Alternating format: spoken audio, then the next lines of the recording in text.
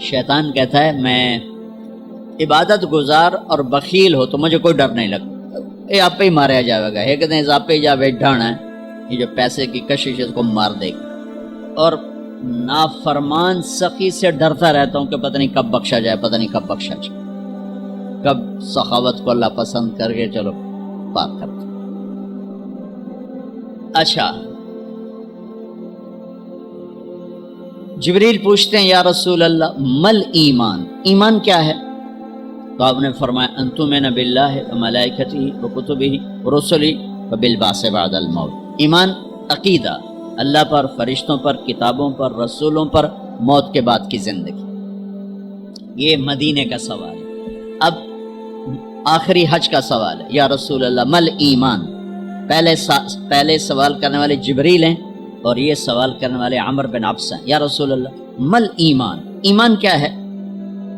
تو آپ نے کیا جواب دیا؟ الصبر والسماحہ، الصبر والسماحہ۔ اب چھت بتا رہے ہیں کہ ایمان یہ ہے صبر کر اور معاف کر، صبر کر اور معاف کر۔ میرے بھائی بہنوں، میرے رب کی قسم، جیسے یہ ہے نا وجعلنا من الماء كل شيء حي افلا يؤمنون، اللہ نے ہر جاندار کا لازمی جز پانی بنایا۔ پانی نکال دو تو آدمی مر جاتا، ڈی ہائیڈریشن سے موت واقع ہو جاتی۔ ہر جاندار کا لازمی جز پانی، دین کی تمام صفات کا لازمی جز صبر، صبر نکال دو تو سارا دین کچرا بن جاتا، صبر نکال دو۔ تو میرے نبی نے فرمایا ایمان کیا ہے؟ صبر کرنا، معاف کرنا۔ معاف وہی کرے گا جو صبر کرے گا، جسے صبر نہیں آتا اسے معاف کرنا بھی نہیں آتا۔ تو ایمان قیامت کے دن اعلان ہوگا، صبر والے کھڑے ہو جاؤ، تھوڑی سی جماعت کھڑی ہوگی اور کہ چلو جنت میں جاؤ، ان کو اللہ بغیر حساب کے جنت میں ڈال دے گا۔ اور جب آپ صبر کرتے ہیں تو ایک طاقت بنتا ہے، لوگوں کی منفی چیزوں کو آپ اپنے اندر سہتے ہیں، برداشت کرتے ہیں۔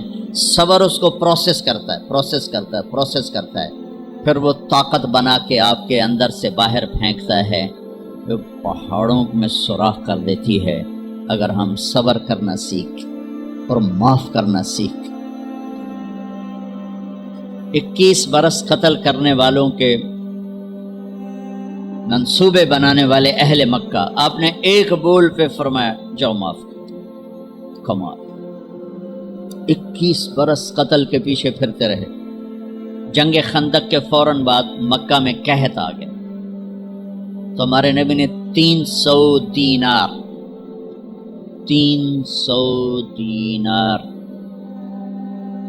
تو 10-15 لاکھ روپیہ بنتا ہے، آپ نے مکے میں ابو سفیان کو بھجوایا جو جنگ خندق کا سالار بن کے آیا تھا۔ آپ نے کہا مکے والوں میں قحط ہے، ان کو کھانے کھلاؤ میری طرف سے۔ تو ابو سفیان کہنے لگے واہ محمد تیرے قربان جاؤں، ہم تجھے قتل کرنے کے پیچھے پھر رہے ہیں، تو ہمیں کھانے کھلاتا پھرتا ہے۔ یہ میرے نبی کے اخلاق ہے، میرے نبی کا معاف کرنا ہے۔ آپ سوئے ہوئے ہیں، آپ کی تلوار اٹھا کر ایک بدو نے آپ کے پسلی میں ماری، آپ اٹھ کے بیٹھ گئے، تو کہنے لگا کون بچائے گا، یعنی میں تیار ہو جا۔ تو آپ نے کہا اللہ، آپ نے کہا اللہ، تو اس کا ہاتھ کانپا اور تلوار گر گئی۔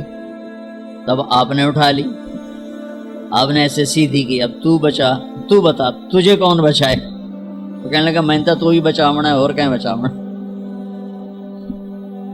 تو آپ نے کہا کلمہ پڑھتے ہو؟ کہنے لگا نہیں پڑھتا۔ اب تو آپ اس کی گردن اڑوا دے، یہ خود ہی اڑا دیتے، جو کہہ رہا میں کلمہ نہیں پڑھتا ہوں۔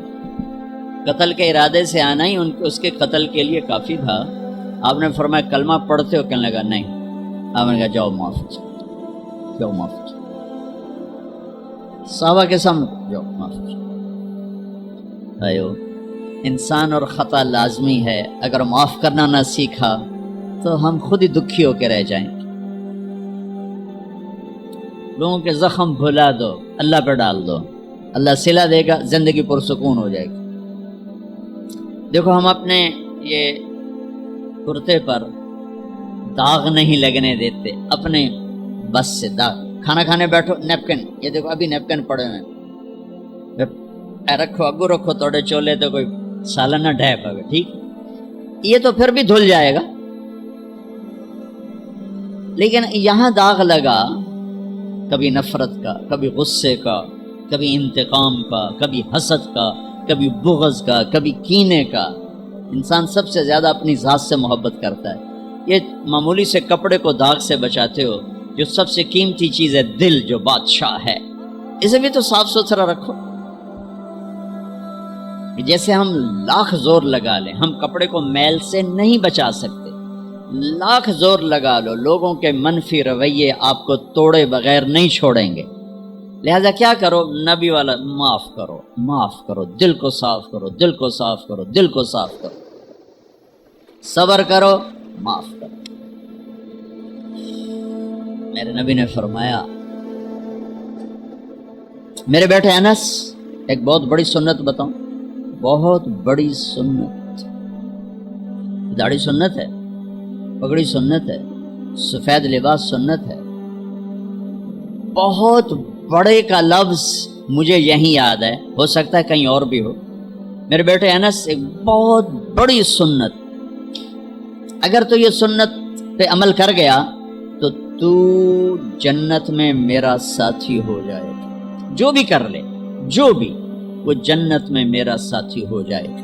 ذالک من سنتی ومن احب سنتی فقد احبنی ومن احبنی کان معی فی الجنہ۔ میرا جنت کا ساتھی جو اس سنت پہ عمل کر گیا۔ کیا ہے یا رسول اللہ؟ یا بنی ان قدرت، اگر تو کر سکے، اشارہ ہے کم تنو اوکھا دسن لگا، سوکھا نہیں ہے۔ ان قدرت، اگر تو کر سکے، ان استطاعت، دو لفظات کہ بیٹے کام اوکھا ہے، لیکن دیکھو تمہیں ملے گا کیا؟ جنت نہیں، جنت میں نبی کا پڑوس ملے گا۔ ایڈا وڈا کام تیرا، دیکھو نا 4-5 لاکھ نالتا ایتھے ہن ایک گز نہیں لبدا، تے کوئی بندہ بوجھ پا کے آج ₹1,00,000 دا 2000 گز دا بنگلہ لے دیو تو اکثر پاگل خانے گلو ہے۔ جنت کا مل جانا بھی بہت بڑی بات ہے، پر جنت میں نبی کا ساتھ ملنا کوئی سوکھا کم تو نہیں ہوئے گا، ہے کری تو پسینہ آئے گا۔ آپ نے فرمایا بیٹے ان قدرتا، زور لگے گا، ان تصبح و تمسی، ساری زندگی کرنا پڑے گا، ساری زندگی کرنا پڑے گا۔ داڑھی تو ایک دفعہ رکھ لی ہے، تھوڑی صفائی ستھرائی ہے، لیکن یہ روزانہ کرنا پڑے گا، صبح شام کرنا پڑے گا، ساری زندگی کرنا پڑے گا، اور تو اس میں تھکے گا۔ کیا ہے؟ وَلَيْسَ فِي قَلْبِكَ غِشٌّ لِأَحَدٍ فَافْعَلْ، صبح شام اس دل میں کسی کی نفرت نہ آنے دینا، کسی کے لیے بغض نہ آنے دینا، کسی کا کھوٹ نہ آنے دینا، کسی سے کینہ، غش، سارے الفاظ کو اپنے اندر سمیٹے ہوئے۔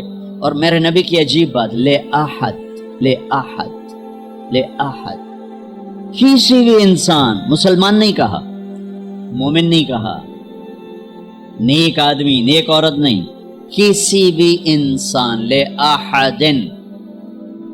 آج لے احد 7 ارب انسانوں پہ بولا جا رہا ہے۔ میرے نبی فرما رہے ہیں میرے بیٹے، دنیا کے تمام انسانوں سے دل صاف رکھنا۔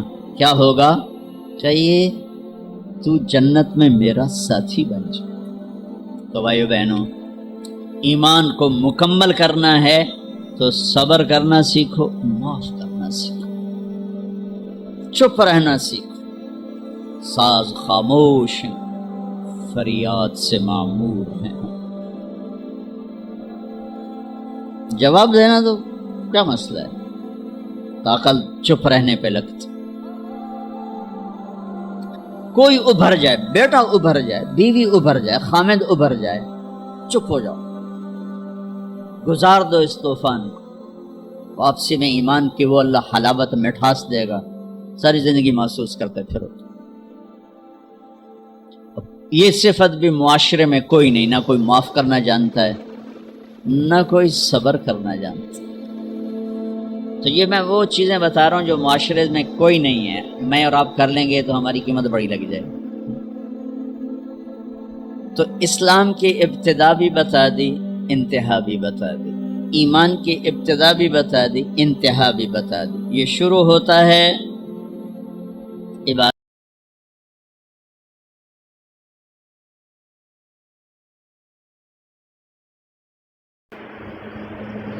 بسم اللہ الرحمن الرحیم۔ السلام علیکم ورحمۃ اللہ وبرکاتہ۔ اسلام قاعدے میں بتایا گیا کہ قرآن مجید 23 برس میں اترا، اور قرآن مجید خدا تعالیٰ نے فرمایا شہر رمضان الذی انزل فیہ القرآن، بقرہ یعنی رمضان کے مہینے میں جس میں قرآن مجید نازل کیا گیا۔ اس سے معلوم ہو کہ قرآن مجید رمضان کے مہینے میں اترا۔ تو قرآن مجید میں دوسری جگہ فرمایا انا انزلناہ فی لیلۃ القدر، یعنی ہم نے اس قرآن مجید کو شب قدر میں اتارا۔ اور اس سے معلوم ہو کہ قرآن شب قدر اترا۔ یا تینوں باتیں آپس میں ایک دوسرے کے مخالف ہیں، اس میں سے کون سی بات صحیح ہے؟ تینوں باتیں صحیح ہیں۔ بات یہ ہے کہ قرآن مجید کے نزول دو، اول یہ کہ پہلا تمام قرآن مجید ایک ہی مرتبہ لوح محفوظ سے آسمانی دنیا پہلے آسمان پر نازل کیا گیا۔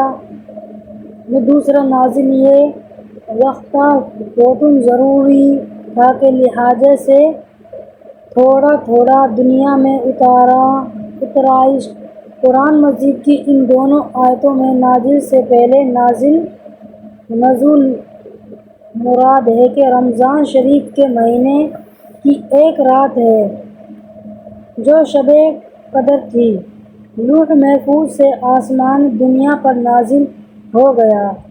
اور 23 برس میں نازل ہونے سے دوسری نازل مراد ہے کہ آسمانی دنیا سے حضور رسول کریم صلی اللہ علیہ وسلم پر 23 سال میں نازل ہوئے۔